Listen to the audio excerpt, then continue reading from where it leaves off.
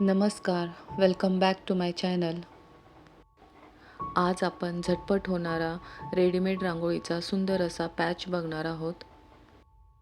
जी design हवी आहे ती मी एका पेपरवरती ड्रॉ करून घेतलेली आहे.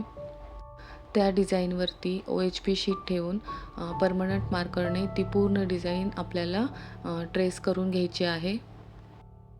डिझाईन ट्रेस करून झाल्यानंतर जी एक्स्ट्रा OHP शीट आहे ती आपण कट करून घेणार आहोत.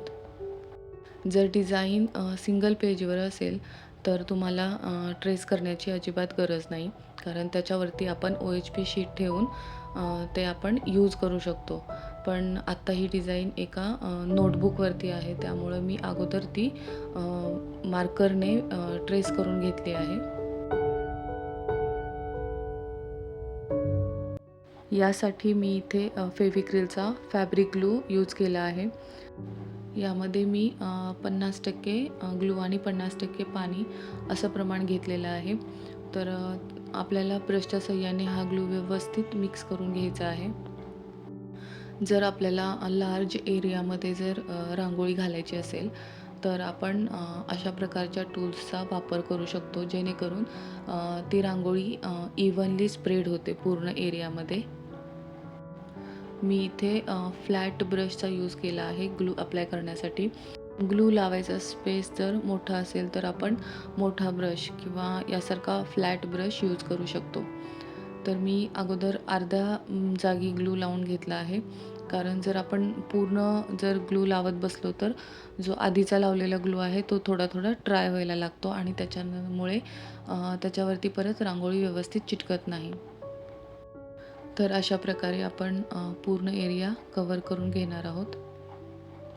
रांगोळी पूर्ण टाकून झाल्यानंतर एक ब्लँक पेपर ठेवून आपण ती रांगोळी व्यवस्थित प्रेस करून घ्यायची आहे आणि जी एक्स्ट्रा रांगोळी आहे ती आपण बाजूला काढून घ्यायची आहे.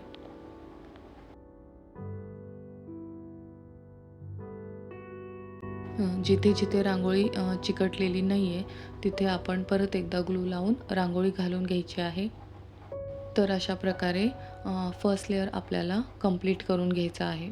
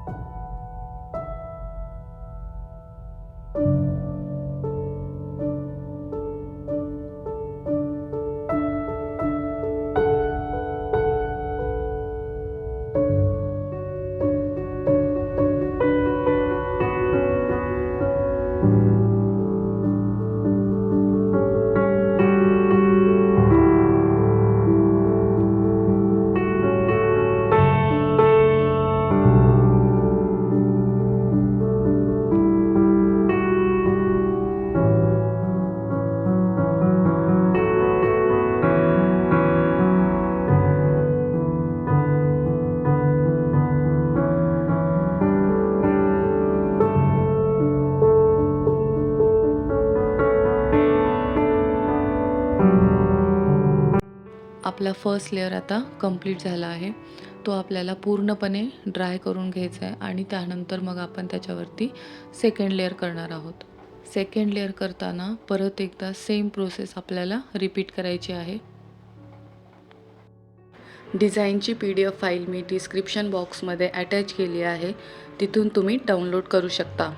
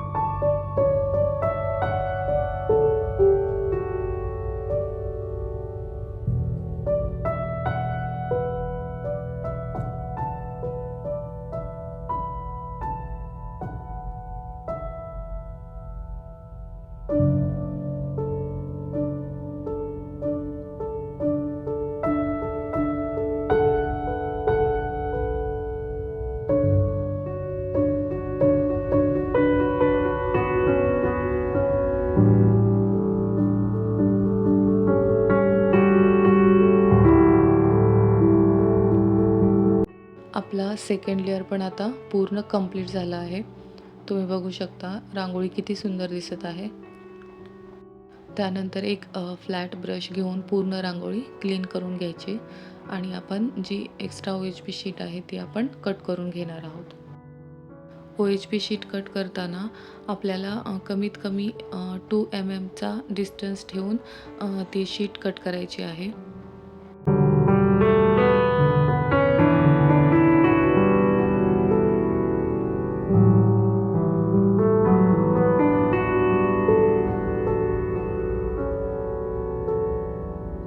मी इथे ब्लॅक ॲक्रिलिक कलर यूज करणार आहे रांगोळीला बॉर्डर करण्यासाठी.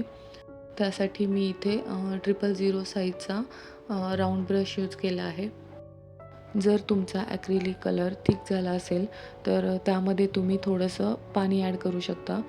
यामध्ये आपल्याला जास्त पाणी ॲड करायचं नाही आहे, कारण जर खूप पाणी जास्त झालं तर तो कलर जेव्हा आपण रांगोळीवरती देतो तर तो कलर पूर्ण रांगोळीमध्ये पसरतो. त्यामुळे जास्त पाणी ॲड करायचं नाही आहे. तर अशा प्रकारे पूर्ण रांगोळीला आपण बॉर्डर करून घेणार आहोत.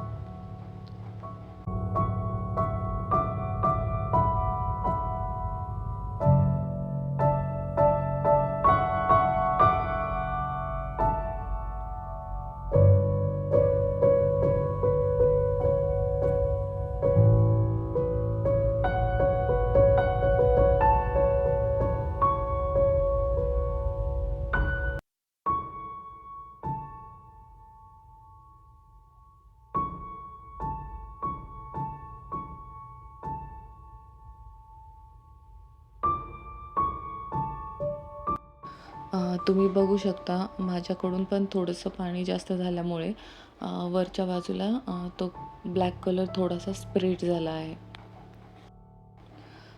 तो कलर तुम्ही थोडासा ग्लू अप्लाय करून त्याच्यावरती रांगोळी टाकून परत हाईड करू शकता.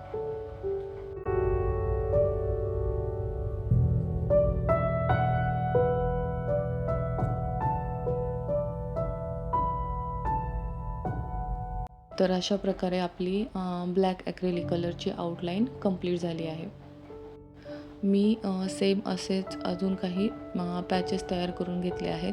तर हे पॅचेस तुम्ही तुम्हाला पाहिजे तसं वापरू शकता. जसं की उंबरठ्याबाहेर तुम्ही ह्याची बॉर्डर करून पण वापरता येईल किंवा अशा प्रकारे ठेवून त्याचा वेगळा पॅटर्न तुम्हाला करता येईल. तुमच्या इमॅजिनेशननुसार तुम्ही वेगवेगळे पॅटर्न्स तयार करू शकता आणि तसं ते वापरू शकता. तर अशाच रेडीमेड रांगोळीच्या ट्युटोरियलसाठी चॅनलला सबस्क्राईब करा आणि व्हिडिओ पाहत राहा.